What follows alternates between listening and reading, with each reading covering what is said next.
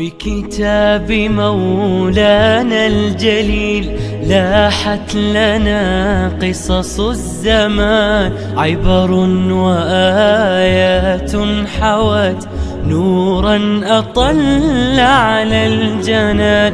هي سلوة للمؤمنين تلك الحكايا الطاهرات، فيها الأماني سافرات حقا بصدق المعجز.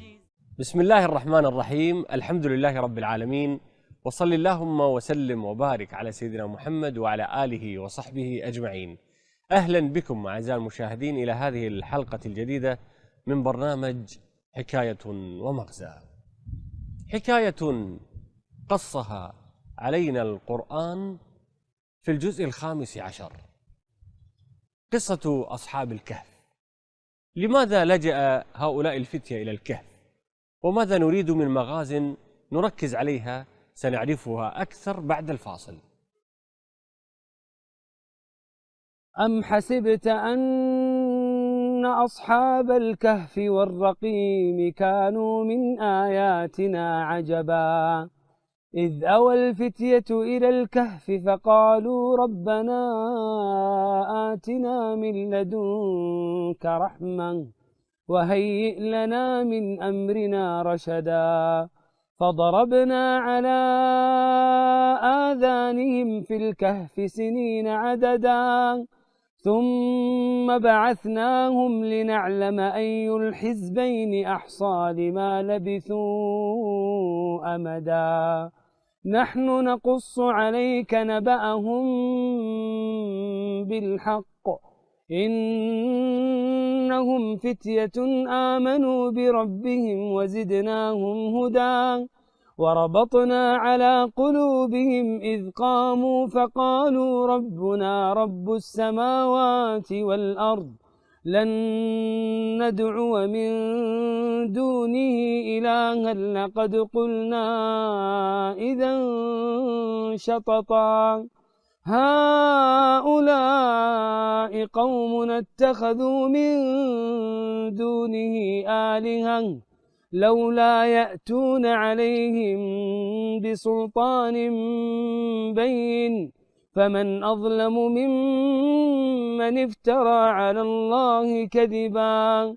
وإذ اعتزلتموهم وما يعبدون من دون الله فأووا إلى الكهف ينشر لكم ربكم من رحمته ويهيئ لكم من أمركم مرفقا.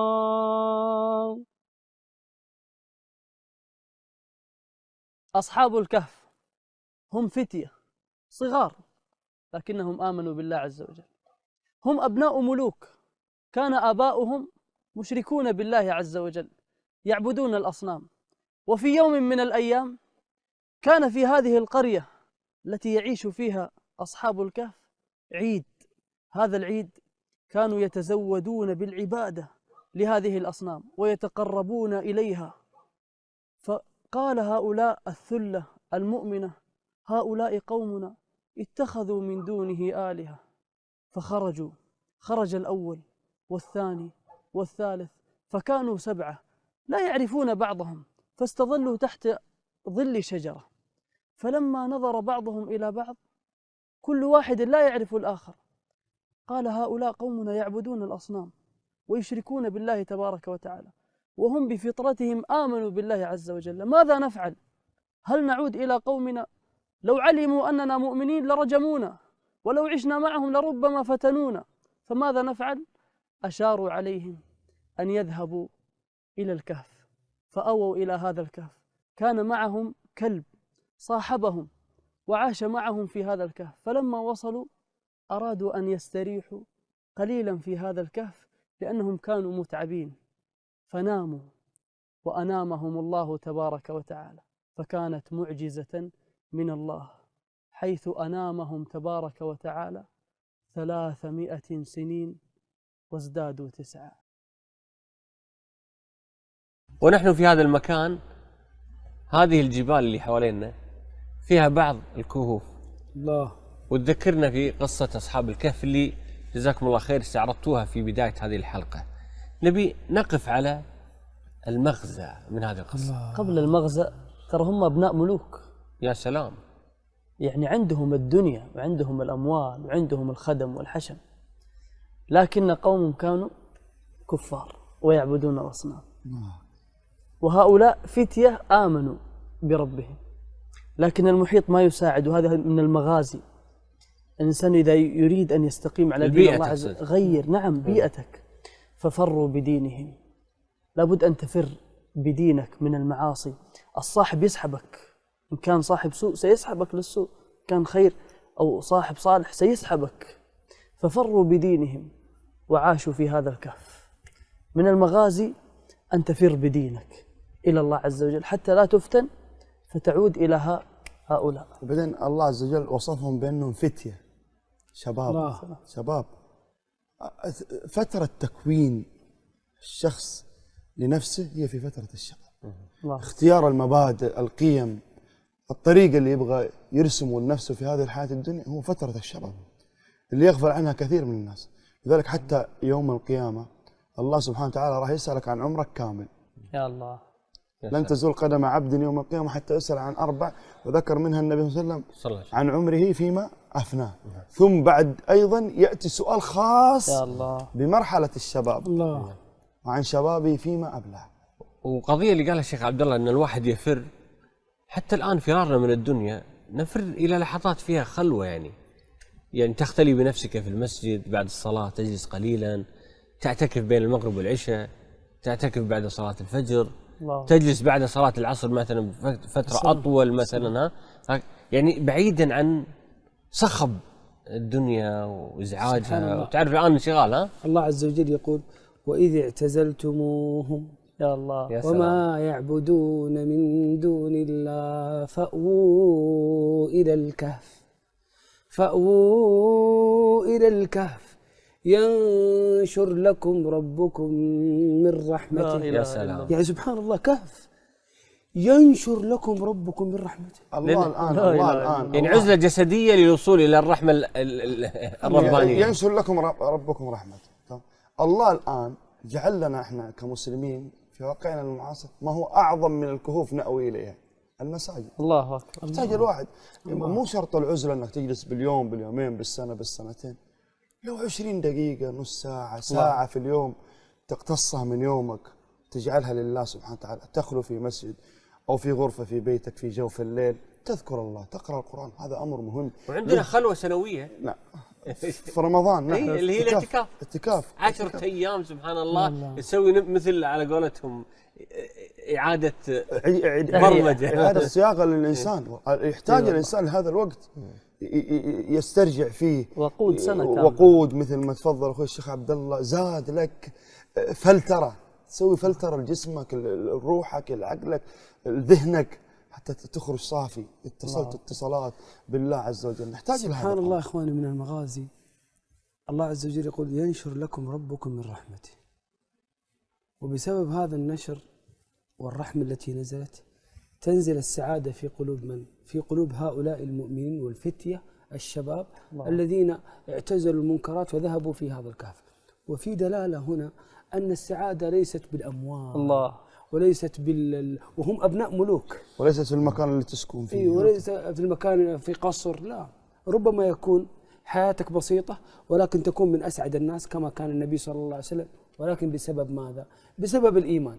إنهم فتية آمنوا. الله عز وجل يقول: من عمل صالحا من ذكر أو أنثى وهو مؤمن فلنحيينه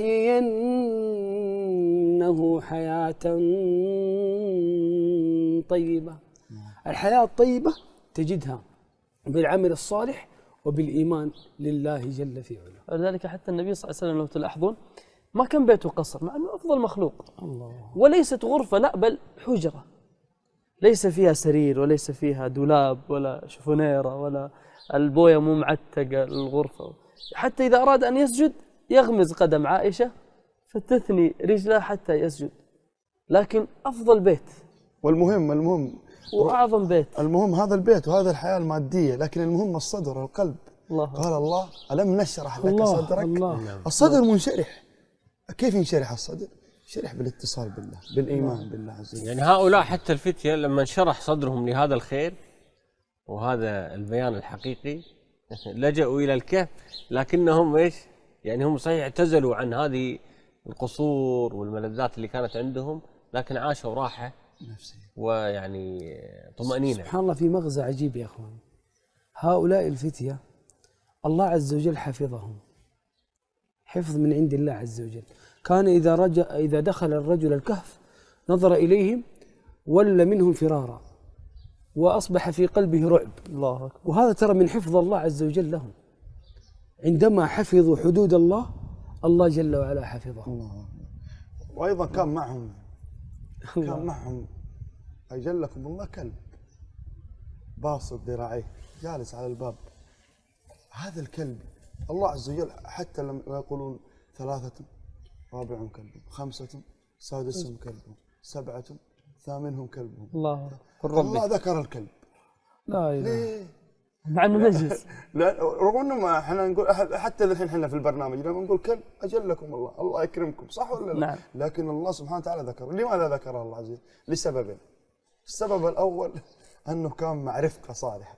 لا اله. السبب الثاني كان له دور في حراسه هؤلاء المؤمنين. يعني خلك مع الفالحين تفلح يعني. ها؟ يقول من ماشى المصلين صلى، إيه. الله من ماشى المولين ولا. كلب مشي مع صالحين خلد الله ذكره في القرآن. الله. لا لو نقرا كل جمعة هذه الصورة ونقرأ هذا سبحان الله. الشافعي يقول أحب الصالحين ولست منهم، لعلي أن أنال بهم شفاعة، وأكره من تجارته المعاصي، ولو كنا سويا في البضاعة، ولو كنا سويا في البضاعة. نختم معك شيخ عبد الله. الصالحين وأنت منهم. الله المستعان. نختم شيخ عبد الله وياك. مغزى جميل. لما قدموا لله عز وجل ولما فروا بدينهم وقدموا أمر الله على أمر آبائهم وأمهاتهم، الله عز وجل تكفل بهم في الغار فقال ونقلبهم ذات اليمين وذات الشمال. الإنسان إذا نام لابد أن يتقلب، جسده يبلى إذا يعني مكث على مكان يعني طويلة المدة طويلة. وأيضا الشيء العظيم الشمس، الكون. أشوف غير الله مدار حتى الكون من أجلهم. سبحان الله. الشمس تتزاور عن كهفهم ذات اليمين وإذا غربت تقرضهم ذات الشمال. عناية من الله عز وجل ورعاية من الله تبارك وتعالى. لا إله إلا الله. وكن مع الله كن الله عز وجل. جزاكم الله خير. أحسن الله إليك. ما هي الآية أو الآيات التي استوقفتك في هذا الجزء؟ يقول الله عز وجل عن الإنسان يوم القيامة وكل إنسان ألزمناه طائره في عنقه ونخرج له يوم القيامة كتابا يلقاه منشورا اقرأ كتابك كفى بنفسك اليوم عليك حسيبا. آية استوقفتني أحبابي في الله وأحب دائما أن أرددها. الله عز وجل يقول وقل الحمد لله الذي لم يتخذ ولدا، الحمد لله الذي لم يتخذ ولدا ولم يكن له شريك في الملك ولم يكن له ولي من الذل وكبره تكبيرا. هذه هي الآيات التي استوقفتهم. يا من تشاهدنا الآن، ما هي الآيات التي استوقفتك في هذا الجزء؟